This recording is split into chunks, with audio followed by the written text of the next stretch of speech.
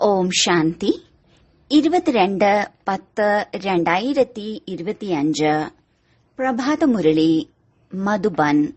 മധുരമായ കുട്ടികളെ, നിങ്ങൾ കുട്ടികൾ എപ്പോൾ ആർക്ക് മനസ്സിലാക്കി കൊടുക്കുമ്പോഴും പ്രഭാഷണം ചെയ്യുമ്പോഴും ബാബ ബാബ എന്ന് പറഞ്ഞ് മനസ്സിലാക്കി കൊടുക്കൂ.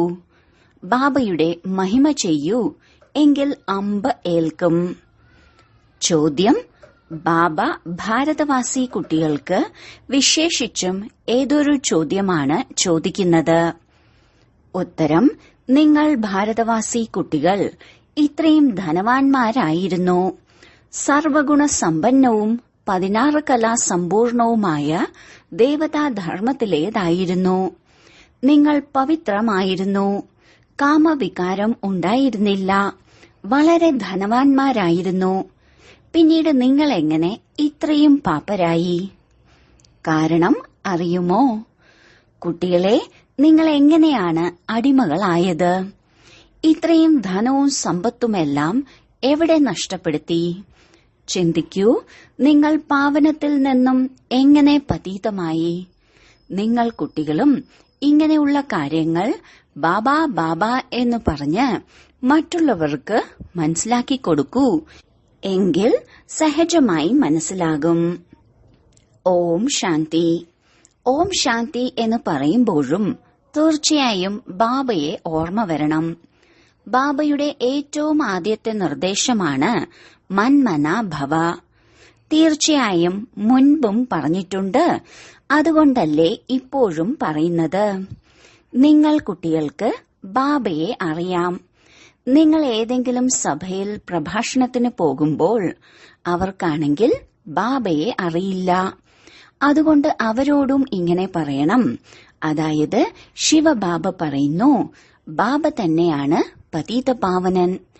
തീർച്ചയായും പാവനമാക്കാൻ വേണ്ടിയാണ് ഇവിടെ വന്ന് മനസ്സിലാക്കി തരുന്നത്. ഏതുപോലെയാണോ ബാബ ഇവിടെ നിങ്ങളോട് പറയുന്നത്, അല്ലയോ കുട്ടികളെ, നിങ്ങളെ സ്വർഗത്തിന്റെ അധികാരികളാക്കിയിരുന്നു. നിങ്ങൾ ആദി സനാതന ദേവീദേവതാ ധർമ്മത്തിലുള്ളവർ വിശ്വ അധികാരികളായിരുന്നു. അതുപോലെ നിങ്ങളും പറയണം. അതായത് ബാബ ഇങ്ങനെ പറയുന്നു. ഇങ്ങനെയുള്ള വാർത്ത ആരുടെയും പ്രഭാഷണത്തിൽ വന്നിട്ടില്ല. ശിവബാബ പറയുന്നു, എന്നെ ഉയർന്നതിലും ഉയർന്നതായാണ് മാനിക്കുന്നത്. പതീത പാവനനെന്നും അംഗീകരിക്കുന്നുണ്ട്. ഞാൻ വരുന്നതും ഭാരതത്തിലാണ്. വരുന്നത് രാജയോഗം പഠിപ്പിക്കാനാണ്. പറയുന്നു, എന്നെ മാത്രം ഓർമ്മിക്കൂ. ഉയർന്ന പിതാവായ എന്നെ ഓർമ്മിക്കൂ. എന്തുകൊണ്ടെന്നാൽ ആ പിതാവ് നൽകുന്ന ദാതാവാണ്. ശരിക്കും നിങ്ങൾ ഭാരതത്തിൽ വിശ്വത്തിന്റെ അധികാരികളായിരുന്നില്ലേ? രണ്ടാമതൊരു ധർമ്മം ഉണ്ടായിരുന്നില്ല. ബാബ ഞങ്ങൾ കുട്ടികൾക്ക് മനസ്സിലാക്കി തരുന്നു. ഞങ്ങൾ പിന്നീട് താങ്കൾക്ക് മനസ്സിലാക്കി തരുന്നു. ബാബ പറയുന്നു, നിങ്ങൾ ഭാരതവാസികൾ എത്ര ധനവാന്മാരായിരുന്നു. സർവഗുണ സമ്പന്നം 16 കലാ സമ്പൂർണ ദേവതാധർമ്മത്തിലേതായിരുന്നു. നിങ്ങൾ പവിത്രമായിരുന്നു, കാമവികാരം ഉണ്ടായിരുന്നില്ല, വളരെ സമ്പന്നരായിരുന്നു. പിന്നീട് ബാബ ചോദിക്കുന്നു, നിങ്ങൾ ഇത്രയും പാപ്പരായത് എങ്ങനെയാണ്? കാരണം അറിയുമോ? നിങ്ങൾ വിശ്വത്തിന്റെ അധികാരികളായിരുന്നു. ഇപ്പോൾ നിങ്ങൾ വിശ്വത്തിന്റെ അടിമയായിരിക്കുന്നത് എന്തുകൊണ്ടാണ്? എല്ലാവരിൽ നിന്നും കടം വാങ്ങിക്കൊണ്ടിരിക്കുന്നു. പണമെല്ലാം എവിടെ പോയി? ഏതുപോലെയാണോ ബാബ സംസാരിക്കുന്നത് അതുപോലെ നിങ്ങളും പ്രഭാഷണം ചെയ്യൂ. അപ്പോൾ അനേകർക്ക് ആകർഷണം ഉണ്ടാകും. നിങ്ങൾ കുട്ടികൾ ബാബയെ ഓർമ്മിക്കുന്നില്ല, അതുകൊണ്ട് ആർക്കും അമ്പേൽക്കുന്നില്ല, ആ ശക്തി ലഭിക്കുന്നില്ല. അല്ലെങ്കിൽ നിങ്ങളുടെ ഇങ്ങനെയുള്ള ഒരു പ്രഭാഷണം തന്നെ കേട്ടാൽ അത്ഭുതം സംഭവിക്കും. ശിവബാബ മനസ്സിലാക്കി തരുന്നു, ഭഗവാൻ ഒന്നു മാത്രമാണ്. ആ ഭഗവാൻ ദുഃഖഹർത്താവും സുഖകർത്താവും പുതിയ ലോകത്തിന്റെ സ്ഥാപകനുമാണ്. ഇതേ ഭാരതത്തിൽ സ്വർഗമുണ്ടായിരുന്നു. വജ്രരത്നങ്ങളുടെ കൊട്ടാരങ്ങൾ ഉണ്ടായിരുന്നു. ഒരൊറ്റ രാജ്യമായിരുന്നു. എല്ലാവരും പാലുപോലെയുള്ള സ്വഭാവക്കാരായിരുന്നു. ഏതുപോലെയാണോ ബാബയുടെ മഹിമ അപരം അപാരമായിട്ടുള്ളത്, അതുപോലെ ഭാരതത്തിന്റെ മഹിമയും അപരം അപാരമാണ്. ഭാരതത്തിന്റെ മഹിമ കേട്ട് സന്തോഷിക്കും. ബാബ കുട്ടികളോട് ചോദിക്കുന്നു, ഇത്രയും ധനവും സമ്പത്തുമെല്ലാം എവിടെ കളഞ്ഞു? ഭക്തിമാർഗത്തിൽ നിങ്ങൾ എത്ര ചിലവാണ് ചെയ്തു വന്നത്? എത്ര ക്ഷേത്രമാണ് ഉണ്ടാക്കുന്നത്? ബാബ പറയുന്നു, ചിന്തിക്കൂ, നിങ്ങൾ എങ്ങനെയാണ് പാവനത്തിൽ നിന്നും പതീതമായത്? പറയാറില്ലേ, ബാബ ദുഃഖത്തിൽ അങ്ങയെ ഓർമ്മിക്കുന്നു, സുഖത്തിൽ ഓർമ്മിക്കുന്നില്ല. എന്നാൽ നിങ്ങളെ ദുഃഖിയാക്കുന്നത് ആരാണ്? അടിക്കടി ബാബയുടെ മഹിമ ചെയ്തുകൊണ്ടിരിക്കൂ. നിങ്ങൾ ബാബയുടെ സന്ദേശമാണ് നൽകുന്നത്. ബാബ പറയുന്നു, ഞാൻ സ്വർഗം ശിവാലയമാണ് സ്ഥാപിച്ചത്. സ്വർഗത്തിൽ ഈ ലക്ഷ്മി നാരായണന്റെ രാജ്യമായിരുന്നില്ലേ? നിങ്ങൾ ഇതുപോലും മറന്നിരിക്കുന്നു. നിങ്ങൾക്കിതും അറിയില്ല. രാധയും കൃഷ്ണനും തന്നെയാണ് സ്വയംവരത്തിന് ശേഷം ലക്ഷ്മി നാരായണനാകുന്നത്. ഏതൊരു കൃഷ്ണനാണോ വിശ്വത്തിന്റെ അധികാരി ആയിരുന്നത്, ആ കൃഷ്ണനെ കളങ്കപ്പെടുത്തുന്നു, എന്നിലും കളങ്കം ചാർത്തുന്നു. ഞാൻ നിങ്ങളുടെ സദ്ഗതി ദാതാവാണ്. ആ എന്നെ നിങ്ങൾ പട്ടിയിലും പൂച്ചയിലും കണകണങ്ങളിലുമെന്ന് പറയുന്നു. ബാബ പറയുന്നു, നിങ്ങൾ എത്ര പതീതമായിരിക്കുന്നു. ബാബ പറയുന്നു, സർവരുടെയും സദ്ഗതി ദാതാവ് പതീത പാവനൻ ഞാനാണ്. നിങ്ങൾ പിന്നീട് പതീത പാവനി ഗംഗയെന്ന് പറയുന്നു. എന്നിൽ യോഗം വയ്ക്കാത്തതിനാൽ നിങ്ങൾ കൂടുതൽ പതീതമായിരിക്കുന്നു. എന്നെ ഓർമ്മിക്കുകയാണെങ്കിൽ നിങ്ങളുടെ വികർമ്മം വിനാശമാകും. അടിക്കടി ബാബയുടെ പേരെടുത്ത് മനസ്സിലാക്കി കൊടുക്കുകയാണെങ്കിൽ ശിവബാബയെ ഓർമ്മയുണ്ടാകും. പറയൂ, ഞങ്ങൾ ബാബയുടെ മഹിമയാണ് ചെയ്യുന്നത്. ബാബ സ്വയം പറയുന്നു, ഞാൻ എങ്ങനെയാണ് സാധാരണ പതീത ശരീരത്തിൽ വളരെ ജന്മങ്ങളുടെ അന്തിമത്തിൽ വരുന്നത്. ഇദ്ദേഹത്തിന് തന്നെയാണ് വളരെയധികം ജന്മങ്ങൾ ഉള്ളത്. ഇതിപ്പോൾ എന്റേതായിരിക്കുന്നു. അതുകൊണ്ട് ഈ രഥത്തിലൂടെ നിങ്ങൾക്ക് മനസ്സിലാക്കി തരുന്നു. ഇദ്ദേഹത്തിന് തന്റെ ജന്മങ്ങളെക്കുറിച്ച് അറിയില്ല. ഭാഗീരഥൻ ഇദ്ദേഹമാണ്. ഇദ്ദേഹത്തിന്റെയും വാനപ്രസ്ഥ അവസ്ഥയിലാണ് ഞാൻ വരുന്നത്. ശിവബാബ ഇങ്ങനെ മനസ്സിലാക്കി തരുന്നു. ഇങ്ങനെയുള്ള പ്രഭാഷണം ആരും പറയുന്നത് കേട്ടിട്ടില്ല. ബാബയുടെ പേര് പോലും പരാമർശിക്കുന്നില്ല. മുഴുവൻ ദിവസവും ബാബയെ തീർത്തും ഓർമ്മിക്കുന്നതേ ഇല്ല. വ്യർത്ഥത്തിൽ മുഴുകിയിരിക്കുന്നു. എന്നിട്ട് എഴുതുന്നു, ഞാൻ അങ്ങനെ പ്രഭാഷണം ചെയ്തു, ഇത് മനസ്സിലാക്കി കൊടുത്തു. ബാബ മനസ്സിലാക്കിക്കുന്നുണ്ട്, നിങ്ങൾ ഇപ്പോഴും ഉറുമ്പുകളാണ്, കീടം പോലും ആയിട്ടില്ല. എന്നാൽ അഹങ്കാരം എത്രയാണ് ഉള്ളത്. ശിവബാബയാണ് ബ്രഹ്മാവിലൂടെ പറയുന്നതെന്ന് മനസ്സിലാക്കുന്നില്ല. ശിവബാബയെ നിങ്ങൾ മറന്നുപോകുന്നു. ബ്രഹ്മാവിനോട് പെട്ടെന്ന് തന്നെ പിണങ്ങുന്നു. ബാബ പറയുന്നു, നിങ്ങൾ എന്നെ മാത്രം ഓർമ്മിക്കൂ. നിങ്ങളുടെ കാര്യങ്ങളെല്ലാം ഞാനുമായിട്ടാണ്. എന്നെയല്ലേ ഓർമ്മിക്കുന്നത്. എന്നാൽ ബാബ എന്താണെന്നും എപ്പോഴാണ് വരുന്നതെന്നും നിങ്ങൾക്ക് പോലും അറിയില്ല. ഗുരുക്കന്മാർ നിങ്ങളോട് പറയുന്നത് കൽപ്പം ലക്ഷക്കണക്കിന് വർഷങ്ങളുടേതാണെന്നാണ്. എന്നാൽ ബാബ പറയുന്നു, കൽപ്പം 5000 വർഷത്തിന്റേത് മാത്രമാണ്. പഴയ ലോകം തന്നെ പിന്നീട് പുതിയതാകും. പുതിയത് തന്നെ പിന്നീട് പഴയതാകുന്നു. ഇപ്പോൾ ന്യൂഡൽഹി എവിടെ? ഡൽഹി എപ്പോഴാണോ സ്വർഗമാകുന്നത് അപ്പോൾ ന്യൂഡൽഹി എന്ന് പറയും. പുതിയ ലോകത്തിൽ പുതിയ ഡൽഹി യമുനയുടെ തീരത്ത് ഉണ്ടായിരുന്നു. അതിൽ ലക്ഷ്മി നാരായണന്റെ കൊട്ടാരം ഉണ്ടായിരുന്നു. സ്വർഗമായിരുന്നു. ഇപ്പോഴാണെങ്കിൽ ശവപ്പറമ്പാകണം. എല്ലാം കുഴിച്ചു മൂടണം. അതുകൊണ്ട് ബാബ പറയുന്നു, ഉയർന്നതിലും ഉയർന്ന അച്ഛനായ എന്നെ ഓർമ്മിക്കൂ, എങ്കിൽ പാവനമാകും. എല്ലായ്പ്പോഴും ഇങ്ങനെ ബാബ ബാബ എന്ന് പറഞ്ഞ് മനസ്സിലാക്കി കൊടുക്കൂ. ബാബയുടെ പേര് പരാമർശിക്കുന്നില്ല. അതുകൊണ്ടാണ് നിങ്ങളുടേത് ആരും കേൾക്കാത്തത്. ബാബയുടെ ഓർമ്മയില്ലാത്തത് കാരണം നിങ്ങളിൽ മൂർച്ച നിറയുന്നില്ല. നിങ്ങൾ ദേഹാഭിമാനത്തിലേക്ക് വരുന്നു. മർദ്ദനം അനുഭവിക്കുന്ന ബന്ധിതരായവർ നിങ്ങളെക്കാളും കൂടുതൽ ഓർമ്മയിൽ ഇരിക്കുന്നുണ്ട്. എത്രയാണ് വിളിക്കുന്നത്? ബാബ പറയുന്നു, നിങ്ങൾ എല്ലാവരും ദ്രൗപദികളല്ലേ. ഇപ്പോൾ നിങ്ങളെ നഗ്നരാകുന്നതിൽ നിന്നും രക്ഷിക്കുന്നു. മാതാക്കളിലും ഇങ്ങനെ ചിലരുണ്ട്. അവർക്ക് കൽപ്പം മുൻപും പൂതനയെന്നും മറ്റും പേര് നൽകിയിട്ടുണ്ട്. നിങ്ങൾ മറന്നിരിക്കുന്നു. ബാബ പറയുന്നു, ഭാരതം എപ്പോഴാണോ ശിവാലയമായിരുന്നത് അപ്പോൾ സ്വർഗമെന്ന് പറഞ്ഞിരുന്നു.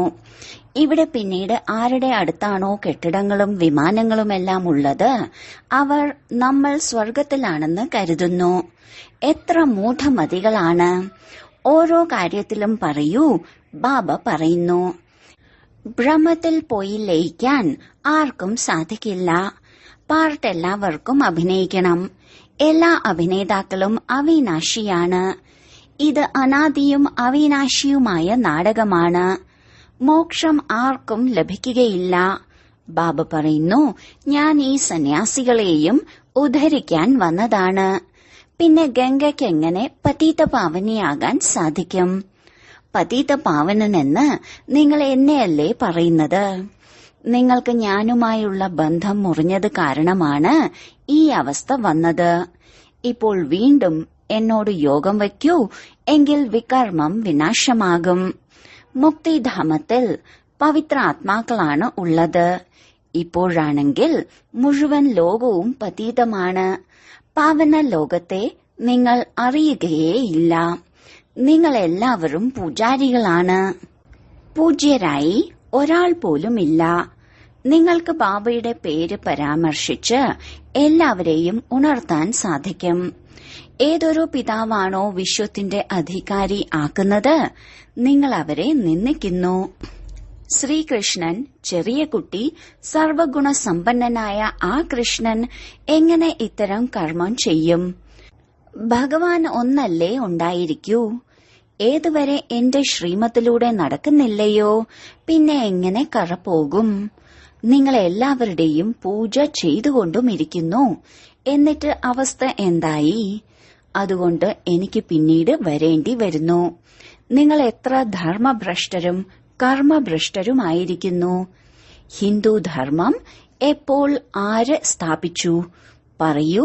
ഇങ്ങനെ നല്ല ഉശിരോടെ പ്രഭാഷണം ചെയ്യൂ. നിങ്ങൾക്ക് അടിക്കടി ബാബയുടെ ഓർമ്മയേ വരുന്നില്ല. ഇടയ്ക്കിടയ്ക്ക് ചിലർ എഴുതാറുണ്ട്, എന്നിൽ ബാബ വന്നതുപോലെയാണ് പ്രഭാഷണം ചെയ്തത്. ബാബ വളരെ സഹായിച്ചുകൊണ്ടിരിക്കുന്നു. നിങ്ങൾ ഓർമ്മയുടെ യാത്രയിൽ ഇരിക്കുന്നില്ല. അതുകൊണ്ടാണ് ഉറുമ്പ് മാർഗത്തിലുള്ള സേവനം ചെയ്തുകൊണ്ടിരിക്കുന്നത്. ബാബയുടെ പേര് ഉപയോഗിക്കണം. അപ്പോഴേ ആർക്കെങ്കിലും അമ്പ് തറയ്ക്കൂ. ബാബ മനസ്സിലാക്കി തരുന്നു, കുട്ടികളെ, നിങ്ങൾ തന്നെയാണ് ഓൾറൗണ്ട് 84ന്റെ ചക്രം കറങ്ങിയത്. അതുകൊണ്ട് നിങ്ങൾക്ക് തന്നെ വന്ന് മനസ്സിലാക്കി തരണം. ഞാൻ ഭാരതത്തിൽ തന്നെയാണ് വരുന്നത്. ആരാണോ പൂജ്യരായിരുന്നത് അവർ പൂജാരിയാകുന്നു. ഞാൻ പൂജ്യനോ പൂജാരിയോ ആകുന്നില്ല. ബാബ പറയുന്നു, ഈ ധ്വനി മുഴങ്ങിക്കൊണ്ടിരിക്കണം. നിങ്ങൾ എപ്പോൾ ഇങ്ങനെ പ്രഭാഷണം ചെയ്യുന്നുവോ, എപ്പോൾ ഞാൻ ഇങ്ങനെ കേൾക്കുന്നുവോ, അപ്പോൾ മനസ്സിലാക്കും നിങ്ങൾ ഉറുമ്പിൽ നിന്നും കീടമായിരിക്കുന്നു.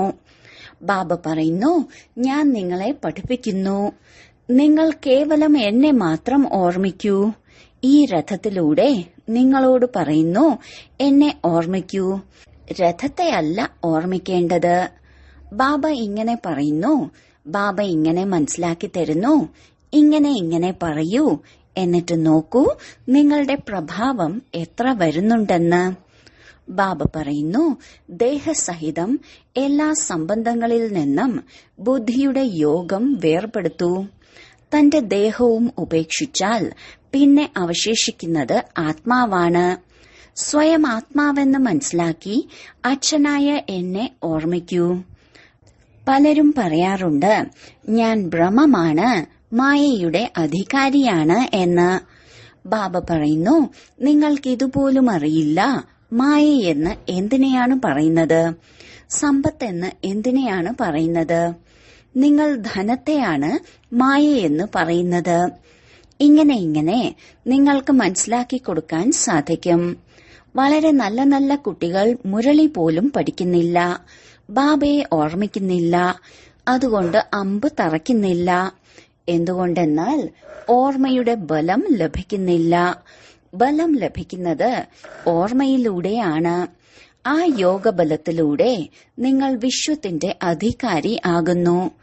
കുട്ടികൾ ഓരോ കാര്യത്തിലും ബാബയുടെ പേര് പറഞ്ഞുകൊണ്ടിരിക്കുകയാണെങ്കിൽ ഒരിക്കലും ആർക്കും ഒന്നും പറയാൻ സാധിക്കില്ല.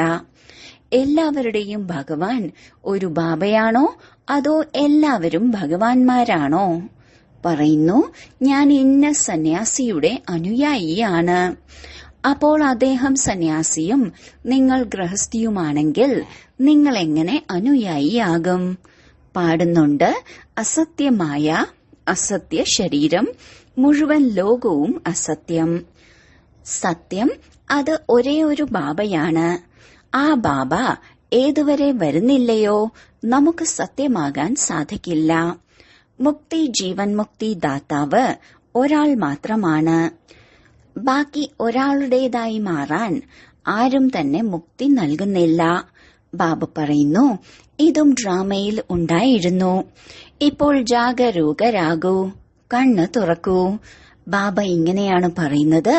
ഇത് പറയുന്നതിലൂടെ നിങ്ങൾ മുക്തമാകും. നിങ്ങളെ ആരും അപവാദം പറയില്ല. ത്രിമൂർത്തി ശിവബാബ എന്ന് പറയണം, വെറും ശിവൻ എന്നല്ല.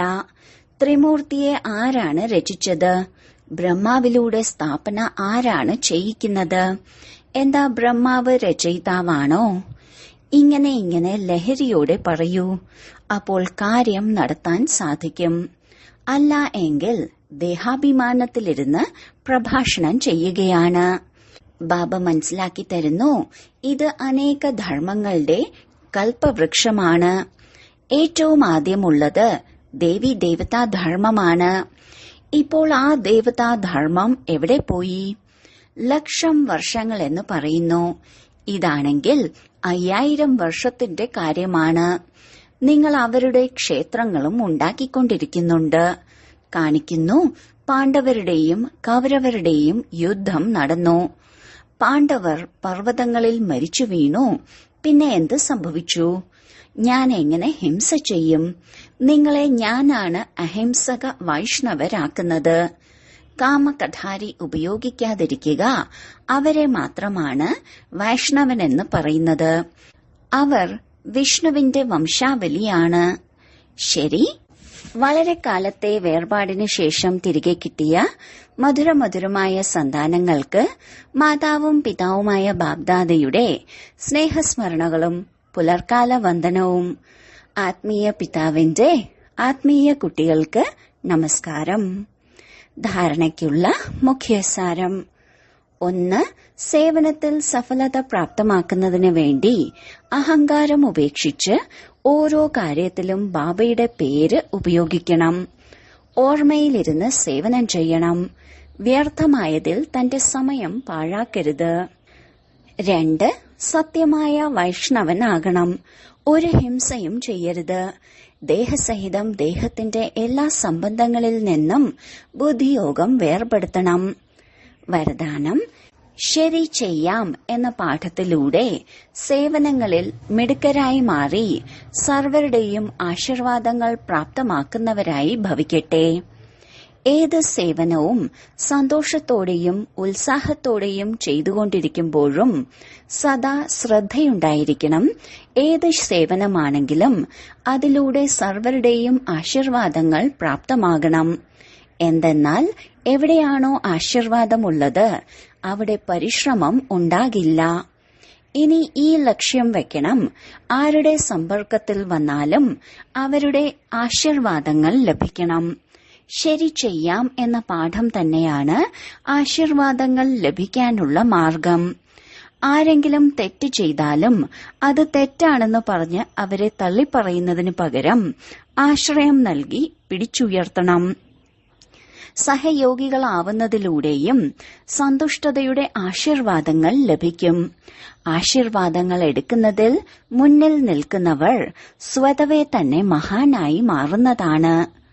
സ്ലോഗൻ: കഠിനാധ്വാനത്തോടൊപ്പം സ്വസ്ഥിതിയെയും ശക്തമാക്കുന്നതിനുള്ള ലക്ഷ്യം വയ്ക്കൂ. അവ്യക്ത സൂചന: സ്വയത്തിനു വേണ്ടിയും സർവർക്ക് വേണ്ടിയും മനസ്സുകൊണ്ട് യോഗത്തിന്റെ ശക്തികളുടെ പ്രയോഗം ചെയ്യൂ. യോഗത്തിന്റെ പ്രയോഗമർത്ഥം തന്റെ ശുഭസങ്കല്പങ്ങളെ ശരീരത്തിലും മനസ്സിലും സംസ്കാരങ്ങളിലും ഉപയോഗിച്ച് അനുഭവം ചെയ്ത് മുന്നേറുക. ഇതിൽ മറ്റാരെയും നോക്കരുത്.